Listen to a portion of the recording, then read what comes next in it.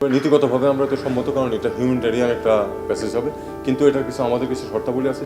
মিয়ানমারের রাখাইনে আরাকান আর্মির নিয়ন্ত্রণ প্রতিষ্ঠিত হলেও দেশটির রাজধানী এখনও সরকারি বাহিনীর নিয়ন্ত্রণে রয়েছে।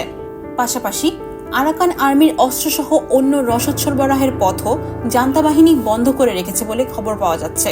বাংলাদেশের যে বৈদেশিক উপদেষ্টা তহিদ সাহেব তিনি বলছেন যে আরাকানদের সঙ্গে যোগাযোগের জন্য আমরা একটা হিউম্যানিটেরিয়ান প্যাসেজ, মানবিক একটা প্যাসেজ আমরা আরাকানে দিতে চাই।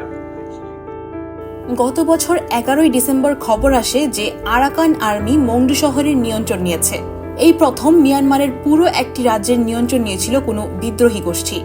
এমন পরিস্থিতিতে তখন বিভিন্ন মহল থেকে আরাকান আর্মির সাথে সরকারের যোগাযোগ করার প্রসঙ্গটি আলোচনায় উঠে আসে।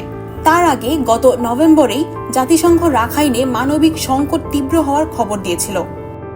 অনেক বড় সিদ্ধান্ত, এই সিদ্ধান্তের সঙ্গে আমাদের স্বাধীনতা, সার্বভৌমত্ব এবং ভবিষ্যতে এই অঞ্চলের শান্তি স্থিতিশীলতা জড়িত আছে।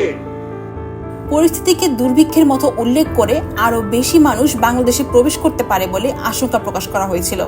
এর ধারাবাহিকতাতেই পরে মানবিক করিডোরের বিষয়টি পর্দার আড়ালের আলোচনায় উঠে আসে।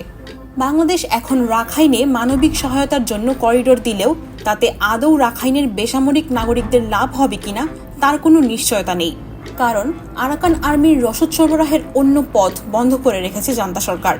ফলে বাংলাদেশের করিডোর দিয়ে যাওয়া সহায়তা আরাকান আর্মির হাতেই থাকে কিনা তা নিয়েও কৌতূহল থাকবে। আবার আরাকান আর্মির হাতেও রোহিঙ্গারা নির্যাতিত হচ্ছে এবং সাম্প্রতিক সময়ে আরও 1 লাখের বেশি রোহিঙ্গা প্রাণ বাঁচাতে বাংলাদেশে আশ্রয় নিয়েছে।